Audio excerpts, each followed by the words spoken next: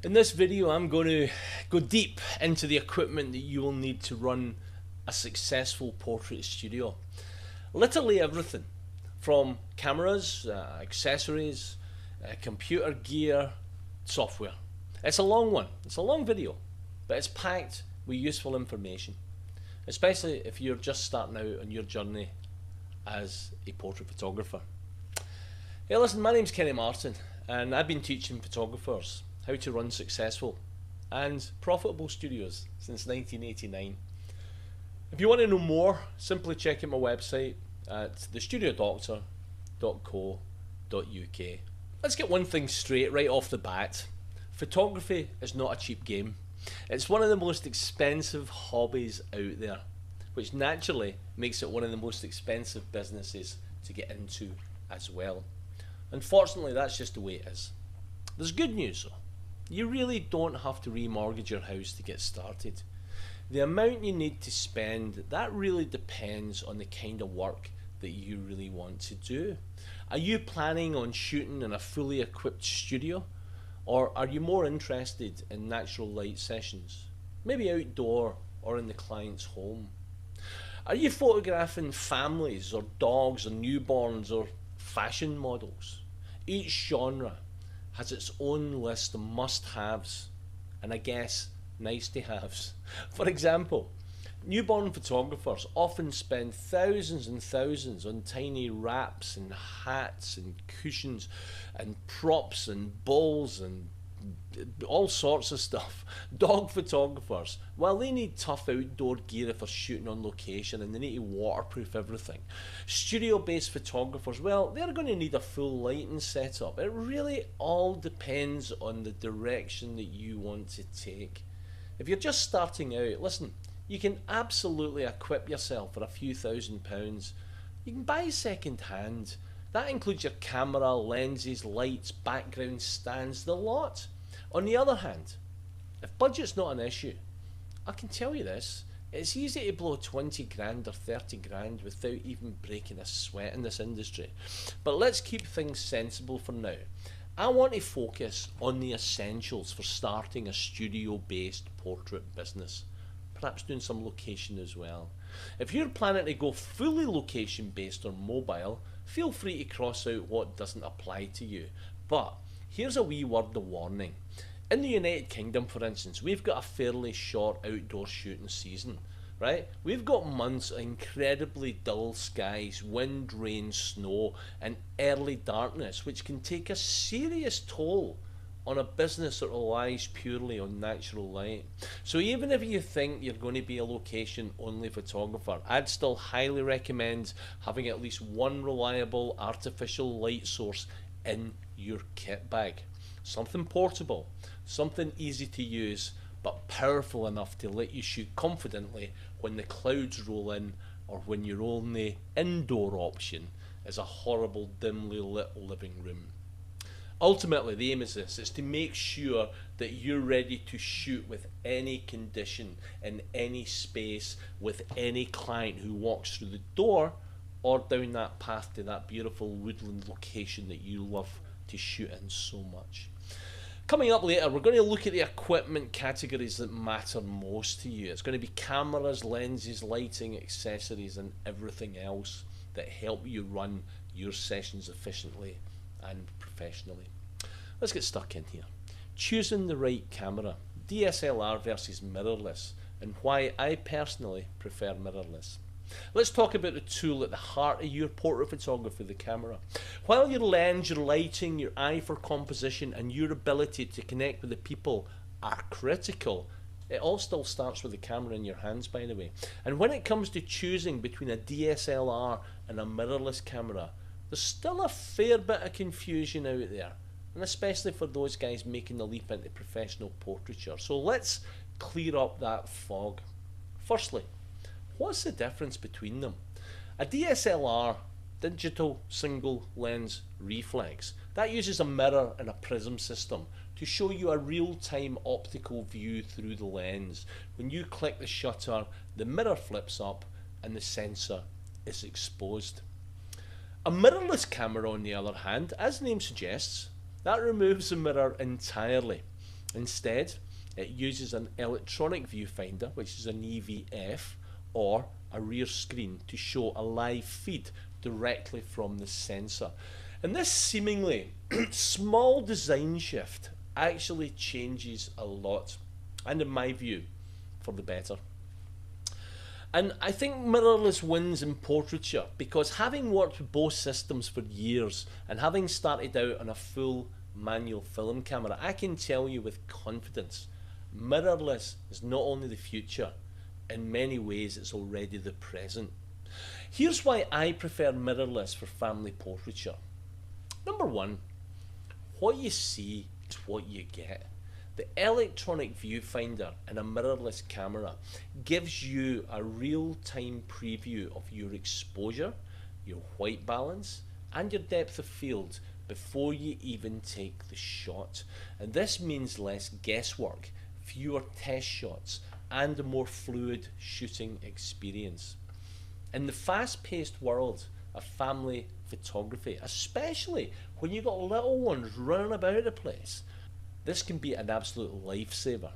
Number two, it's smaller, it's lighter, and it's easier. Let's be honest, DSLRs are absolute tanks. Mirrorless cameras are generally smaller and lighter, which means less strain on your arms and back during long sessions. It also makes you look less intimidating to clients, especially when you're photographing children or nervous sitters.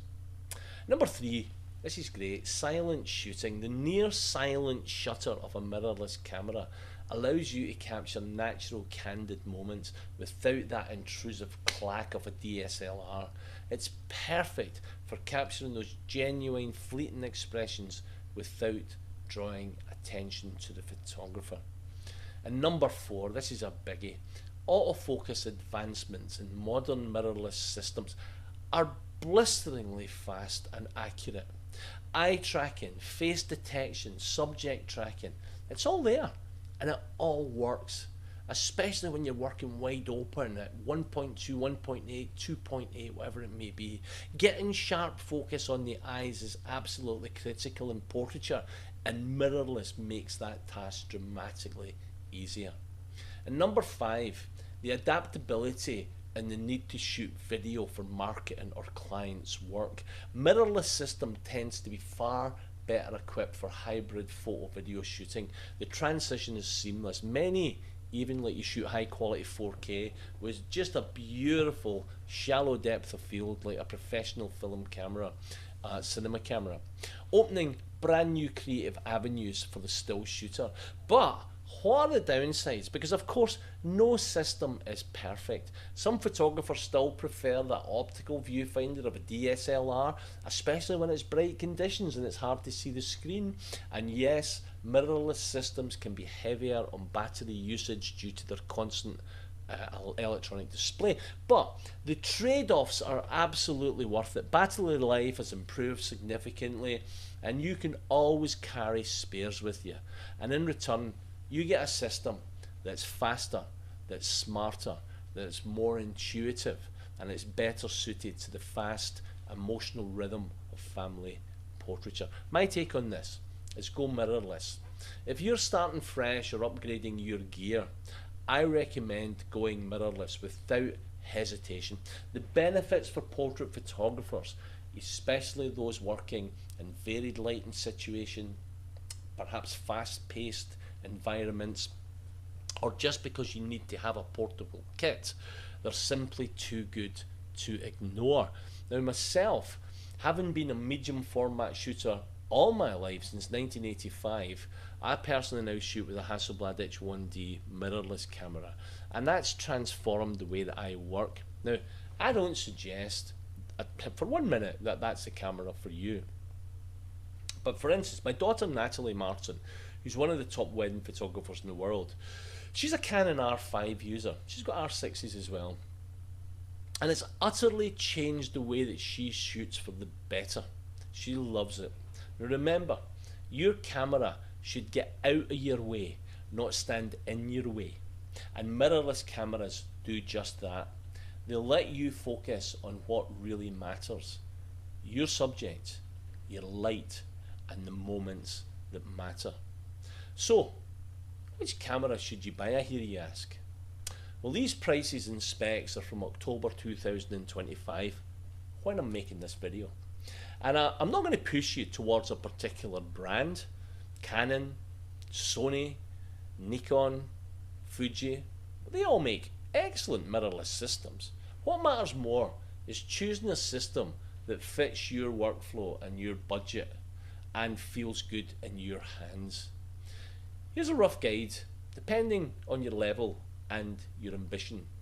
We'll look at entry level first. What's that going to be? Probably £700, £1,500 range.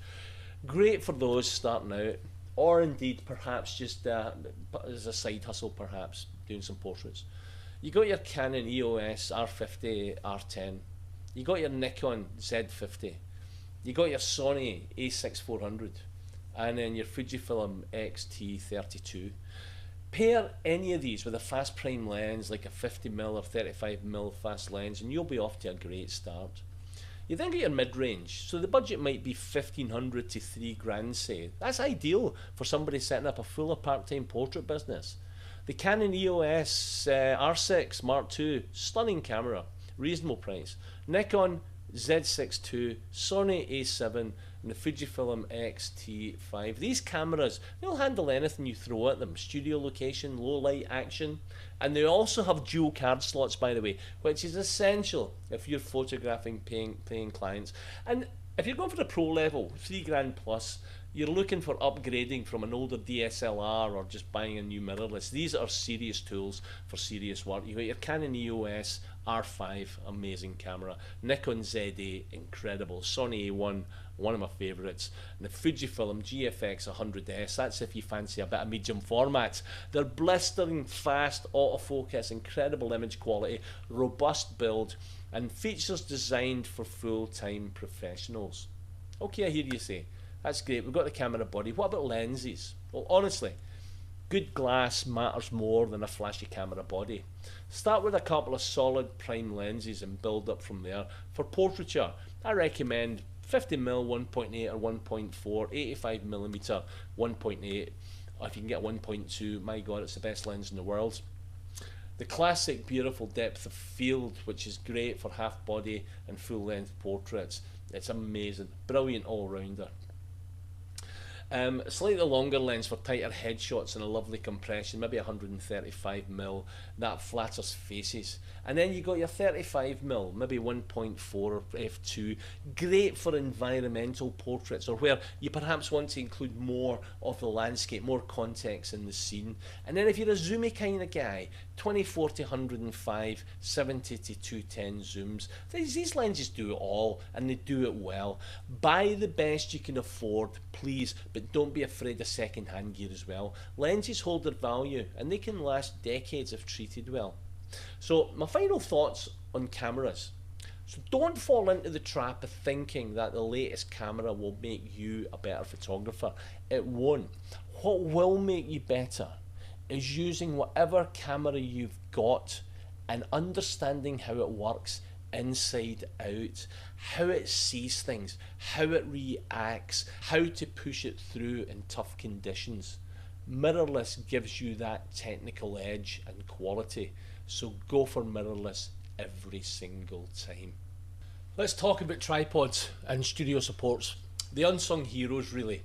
Let's be honest, tripods are not exactly exciting, and I don't think anybody ever got into photography because they were desperate to buy a really good set of legs. But let me tell you this, a solid tripod or studio support system can be one of the most valuable pieces of gear you will ever own, especially when it comes to running a professional portrait studio. Now, whether you're shooting families, newborns, boudoir, headshots, dogs, whatever, the humble tripod and its extended family of stands and supports, I guess, they quietly keep your sessions flowing, your shots consistent, and most of all, your arms intact.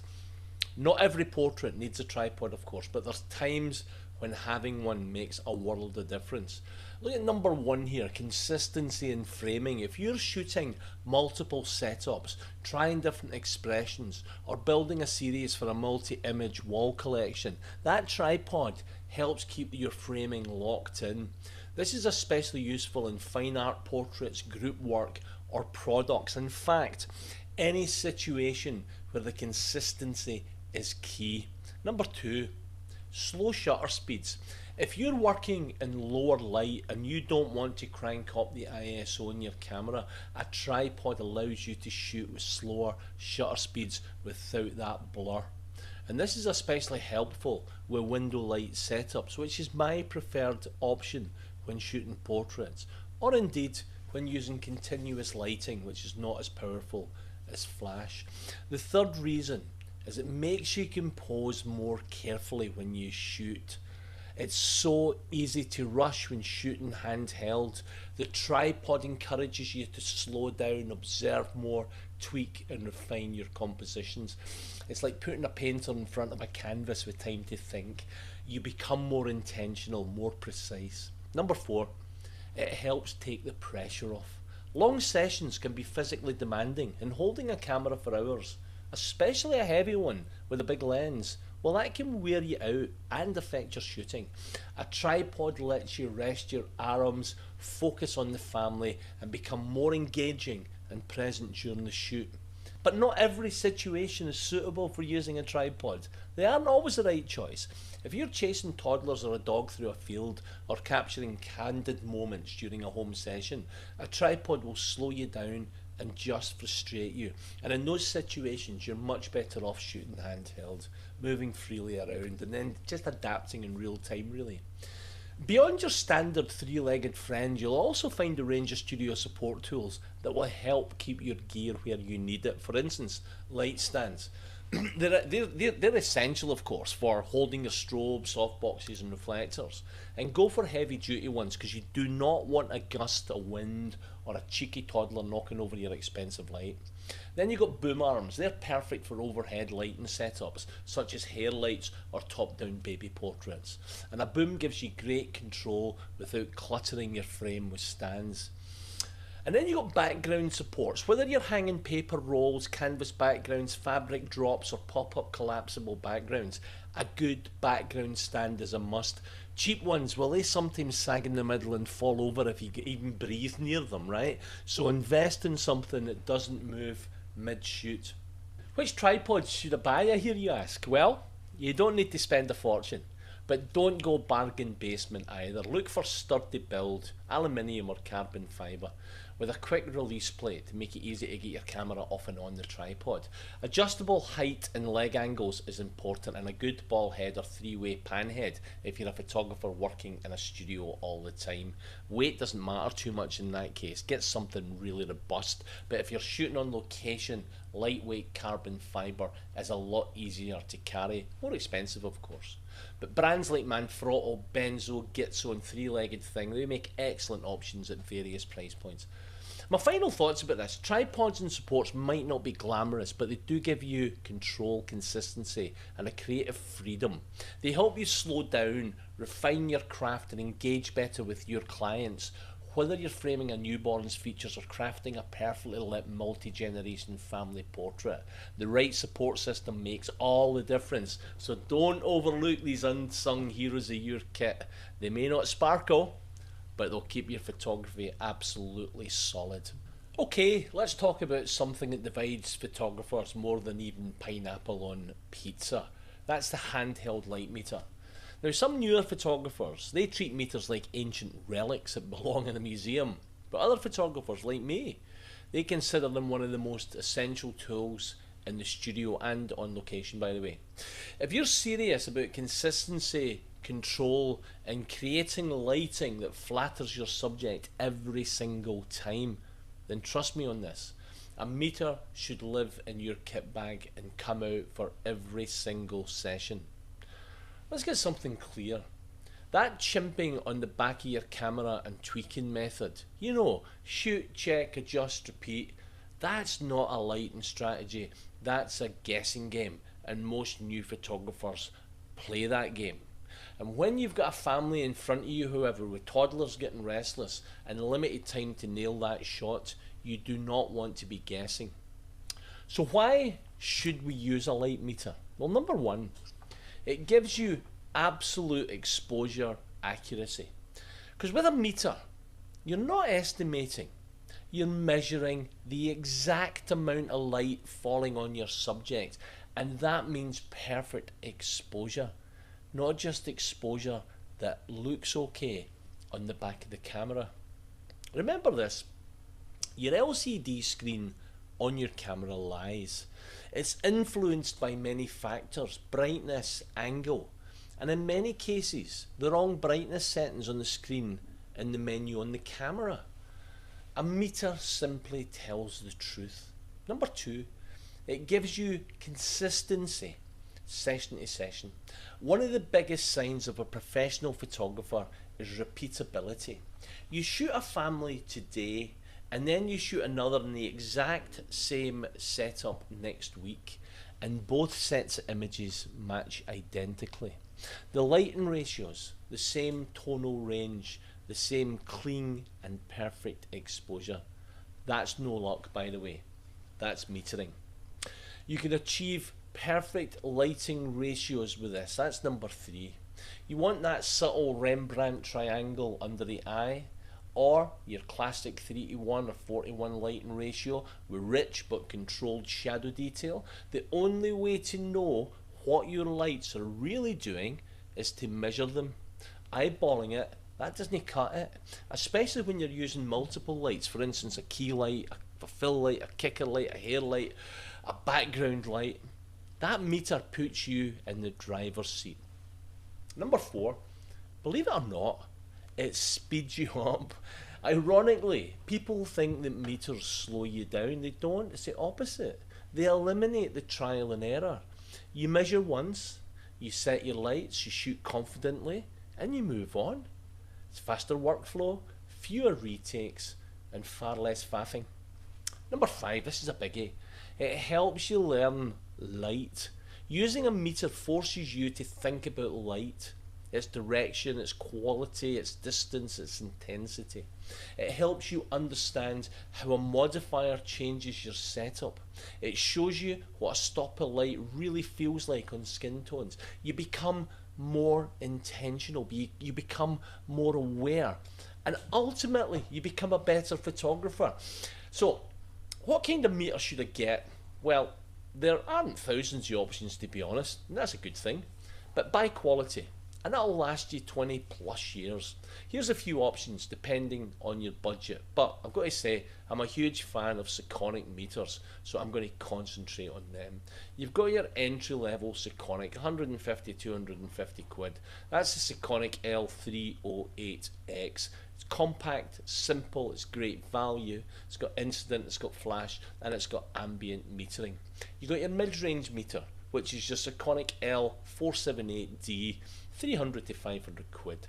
Touchscreen, versatile, measures flash and ambient with lots of customization. And then you've got your high end, £500 plus. That's your Sekonic L858D-U Speedmaster. And that's the Rolls Royce of meters, by the way. Spot metering, flash duration analysis, advanced flash triggering, radio modules built in for different flash brands. And if you want complete control over light, this is the one. To end, I'll talk about some top tips for using a meter. Always meter at the subject position, not by the light source. Hold the dome from the subject's face towards the light source for incident readings. To elevate your photography straight away, always meter for the highlights and let the shadows do their work and create the beauty and shape in the subject. When using multiple lights, meter each one individually. It's so important. And here, these are my final thoughts. Yes, modern cameras are clever. Yes, you can get decent exposures without a meter. But if you want to work professionally, confidently and consistently, a handheld light meter, it's not optional, it's essential. And I've been using meters since the days of film, and I still use one for almost every studio session and location session that I shoot today. It's not about being old school, by the way. I may be an old dude, right? But this is about being in control. Because at the end of the day, you should not be relying on your screen, you should be relying on your skill.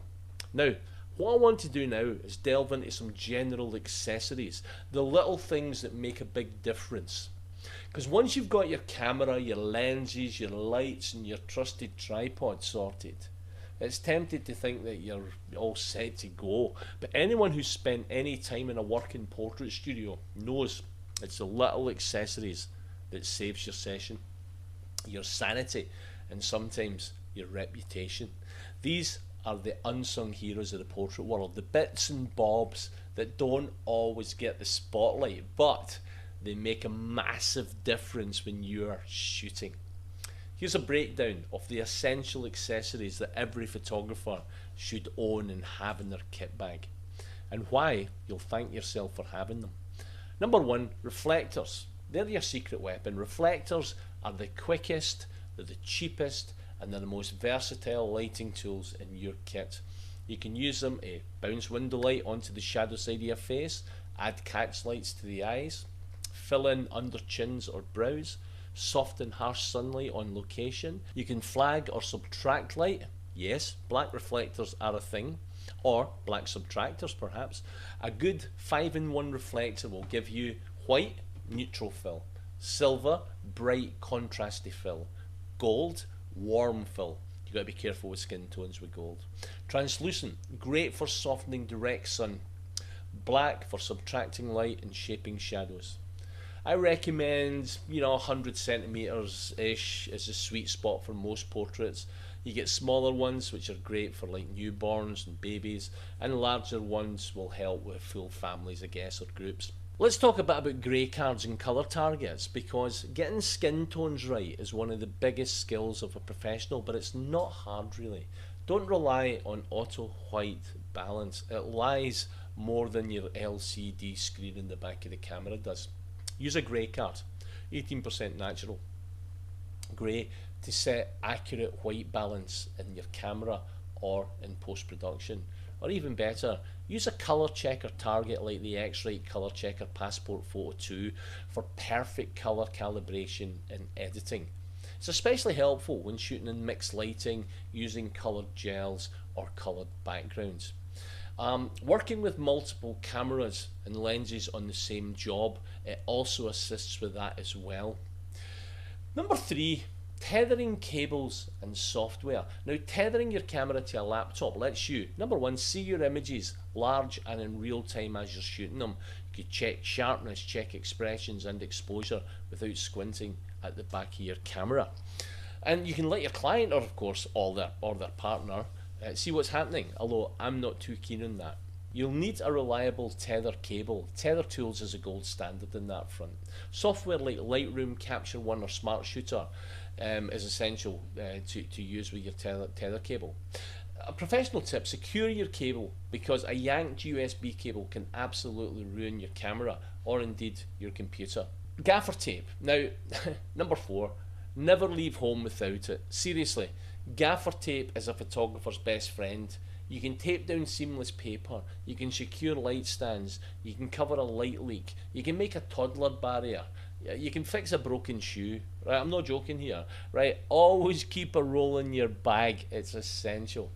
Number 5 is clamps and clips. I've got a whole selection of them. Spring clamps, bulldog clips and background clips are essential for holding backgrounds tight, clipping reflectors to light stands, pinning clothing, adjusting clothes on the customer, holding a white card or foam board. Get a variety of sizes, keep them handy in your bag because you will use them more than you will think. And then you want some props, some step stools, some apple boxes, some posing blocks. And your average family, by the way, isn't made of supermodels, and they've got height differences that can play havoc with posing. So having different sizes of stools and posing boxes nearby help you level out your composition, get that beautiful triangle, help kids reach mum or dad for a cuddle, let shorter clients sit while others stand, climb up for a higher angle for yourself to shoot down. It's so good to have all these options in the studio. And then you've got your cleaning gear, because smudged lenses equal soft images equal disappointed clients and a lot of post-production for you. You need a rocket blower to shift dust without touching the glass. You've got microfiber cloths, lens cleaning fluid, sensor cleaning swabs. That's if you know what you're doing, by the way. Don't be messing around with your sensor.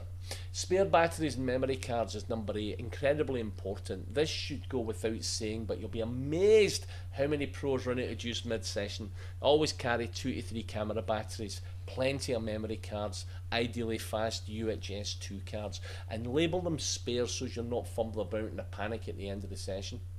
And then posing aids for babies and small children, beanbags, cushions, soft rugs, small stools, crates. These make a session more comfortable, more creative, and far easier to control in terms of body shape and flow.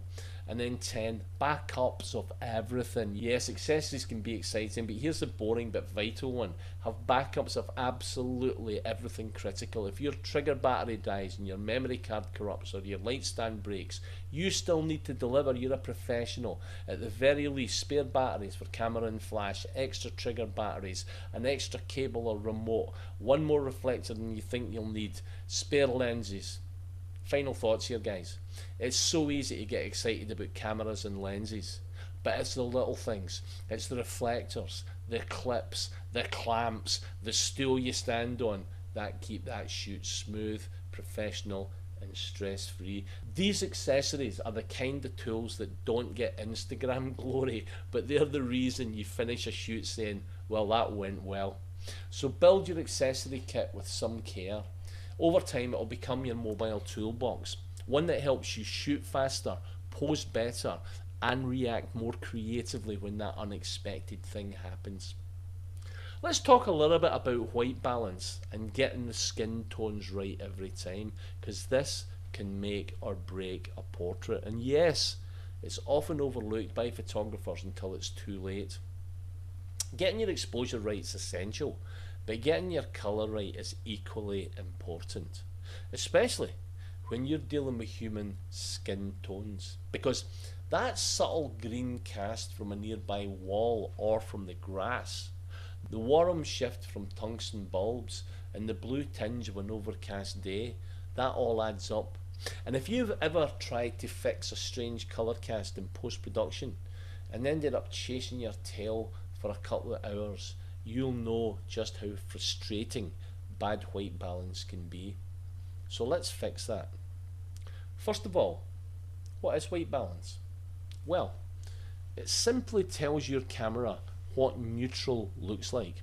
In other words, it's about ensuring that what's meant to be white in your image actually appears white. Different light sources produce different colour temperatures. Daylight, neutral, about 5,500 degrees Kelvin. Tungsten, indoor bulbs, that's warm, that's around 3,000 degrees Kelvin. Shade or overcast sky, that's cool, that's 6,500 to 7,500 degrees Kelvin. And LEDs and fluorescents, well, forget about that, they're all over the place, often nasty greens or magentas. Your eyes, by the way, can automatically adjust for this. Your camera can't, unless you tell it how. Portrait photography lives and dies on skin tone. You can have perfect composition, lighting, and posing, but if the client looks yellow, green, or purple, they're going to hate the photo, even if they can't tell you why they hate it. Good white balance makes skin look healthy and natural. It keeps clothing and backgrounds looking true to life, and it saves hours and hours and hours in post-production correcting these colour casts. And trust me, fixing it in post isn't always a magic solution. If you shoot with the wrong white balance and blow the red channel or underexposed blue tones, trust me here, no amount of sliders is going to bring that back perfectly. So what about the white balance options in your cameras? Well, most cameras will offer a few common presets. Auto white balance, AWB.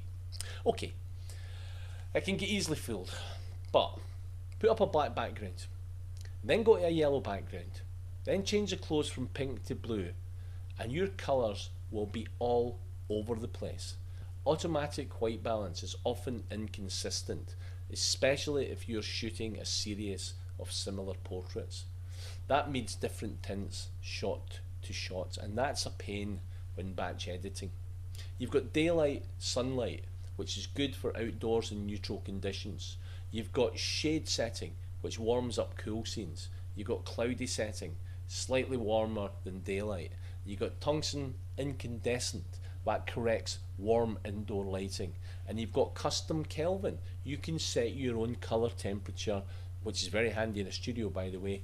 And you've also got custom white balance, and that's based on a grey or white target. So what do professionals do? Well, they use a grey card or a colour target. And here's where you separate yourself from the shoot and keep your fingers crossed crowd. By using an 18% natural grey card or a colour calibration target at the start of your session, you can do this. You can set an accurate custom white balance in camera, which means that every shot's going to be perfect. Or use the grey card in your first frame of the session to correct the colour in Lightroom or Capture One or whatever you use later on. You can apply the correct white balance to all the images with that same lighting scenario with a single click. It takes seconds, but it can save you hours and make your work instantly more professional. So what are the top tools for colour accuracy? I suggest the Lastalite Easy Balance, simple, portable and highly effective. Colour calibration targets, I'd probably go for the X-Rite Colour Checker Passport Photo 2, because that's the gold standard. It includes a grey card, white balance target and colour swatches for full profiling. My final thoughts on white balance. White balance might not feel like a sexy part of the portrait photography game, but it's absolutely one of the most important, especially if you want to produce flattering, polished, print-ready work that keeps your clients just satisfied. When clients say, "Wow, I love how natural that looks," or "the colours are perfect," they're often responding to your white balance, even if they don't know it. So, as a photographer, be deliberate, be consistent, and invest in a few tools that make this part easy and highly repeatable. Because in the end, great portraits aren't just about sharpness or about lighting. They're about truthful and beautiful natural colour. Let's dive into the world of computers and software. Unfortunately, these days, you ain't going to get far without good computer equipment and software. A lot of portrait photographers, well, they dream of getting paid to shoot beautiful images all day. And while that's all part of the job, quite a small part actually, anyone who's been in the business for more than 5 minutes knows this. What happens after the session is just as important as the shoot itself. Editing, sales presentations, client communication, marketing, admin, it's all happening behind the scenes on one crucial piece of kit, and that's your computer. So let's talk honestly about what you need and what you don't, and how to set yourself up with the right software and hardware to keep your studio running smoothly. We're going to do the PC versus Mac, the never-ending debate. This one always sparks heated discussions in photography forums, but let's keep it simple. Macs, they're slick, they're stable, they're beautifully built. They're the industry standard in design studios and creative studios. They have seamless integration with Adobe, with Pro Tools, Final Cut, etc, etc. But very expensive for what you get. PCs, way more bang for your buck, much easier to upgrade and customize, excellent performance for editing, design and admin. More software, in other words, they've got more compatibility for CRM, sales and specialist tools. So my verdict is this: I personally prefer PC, and I recommend it if you're looking for something serious with great performance without breaking the bank. With the right spec, it'll fly through Lightroom, Photoshop, Animoto slideshows, CRM dashboards, video editing tools, etc, etc. That said, if you love Macs and you want to be in that exclusive ecosystem, you'll be absolutely fine as well. Just be prepared to pay way more for less flexibility and power. Minimum computer specs for a portrait studio, whether it's Mac or PC, I guess is this. This is what you're going to be looking for. So the processor, you want an Intel i7 or i9 or an AMD Ryzen 7 or an Apple, it's going to be an M2 or M3. RAM, you're looking for 16 gig max, but 32, 64 or more is recommended for video or heavy Photoshop use. Storage, an SSD is a must, 512 gig or 1 terabyte for working files, but I would also go for a NAS box, network attached storage RAID box for storing my files. Graphic cards, dedicated GPU, really fast graphic card, the higher you can get. And your monitor, you want a calibrated display with accurate colour, and the ISO self-calibrating monitors are absolutely fantastic and I think are the gold standard here. If you're using your computer as your main workstation, invest in a decent chair as well, a large monitor and a proper file management system from the start. It will save your back, your eyes and your sanity. Essential software for running a portrait business. Here's the core software needs that powers a busy professional portrait studio, from shooting and editing to client communication and marketing. Number one, Adobe Creative Cloud Essential. That's your Lightroom Classic for culling, basic edits, batch processing, export presets. Photoshop, of course, for retouching, artwork creation, composites, advanced editing. And then Bridge, which is kind of optional, but that's for organising files and browsing, which is faster than Lightroom. And then Camera Raw, which is integrated into Lightroom and Photoshop. And that's going to cost you, it depends what you buy, what plan, but anywhere between 10 and 50 pounds a month. And then you got your CRM, which is your client relationship management software. This is your client database, communication tool, scheduler, and business organizer all in one. The top choices for me, I use Studio Plus Stratus, which is for PC only. It's the all-in-one software, and it's my recommended package. It does everything. You've then got Studio Ninja, it's built for photographers, user-friendly, great support, 17 hats. Powerful, all-in-one system, but more generic. And then you get Tavi, super customizable, great for multi-shooter studios. And then Light Blue is also a popular option. There's many others as well. But you're looking for things like automated emails and reminders, lead tracking and follow-ups, online booking and forums, session and product tracking, invoicing, payments, all that sort of stuff. So cost anywhere between £20 and £80 a month, depending what you go for. And then you got your slideshow and sales presentation. Basically, your slideshows turn images into emotion, which emotion sells. Enough said there. Top picks for me, Studio Plus Stratus has built-in software for sales, and I love it. It's all included. The slideshow maker that I use is Animoto, drag and drop video builder with music, unbelievable. You got things like Smart Site Slides as well, which works really well. Beautiful, it's elegant, and it's super simple really. And then you got Pro Select, so there's a more advanced sales software for in-person sales. And these tools are perfect for emotional viewing room sessions, social media teasers, digital product upsells, in-home or remote sales meetings, anywhere between £10 and £30 a month really. And then you got things like mobile and web tools like Sticky Folios, which is like an app, sticky albums. You can create branded mobile apps for clients and mini websites for sessions. Squarepress, WordPress, of course, for your main photography website. Show It is perfect if you want gorgeous design without coding. Studio management and finance, of course, we're looking at QuickBooks and Xero and all that kind of stuff. And then, of course, you've got your Microsoft software, your Microsoft 365, you've got your email software, you've got your Canva Pro for doing your social media and graphics. There's all sorts of stuff there. And then you've got your Dropbox, you've got a Google Drive, and you've got Backblaze if you want to do backups. Listen, there's so much software that you can buy. You have to do your own research on that. But the final thoughts here is your camera might be the tool that creates the art, but your computer and your software are what turns that art into a business. Choose tools that are reliable, intuitive, and scalable. You want software that saves you time, not adds to your stress, because you're going to have enough of that already. Build your setup around what you actually do daily, not what influencers on YouTube say you should be doing. And with the right systems in place, you'll be free to focus on the things that really matter, creating wonderful images for your customer, selling wonderful images to your customer, and delivering amazing portraits that your customers are going to treasure for years and years.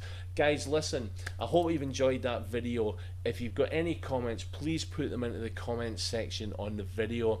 If you could like the video, if you could subscribe to the channel, I would appreciate it greatly. And if you want to visit my Studio Doctor website, thestudiodoctor.co.uk, please, there'll be a link in the description below. All my courses are on there, my online mentoring is on there, and I'd be delighted to hear from you. It's been a pleasure to speak to you, and I'll see you on the next part of this family portrait series. Thank you very much. Bye just now.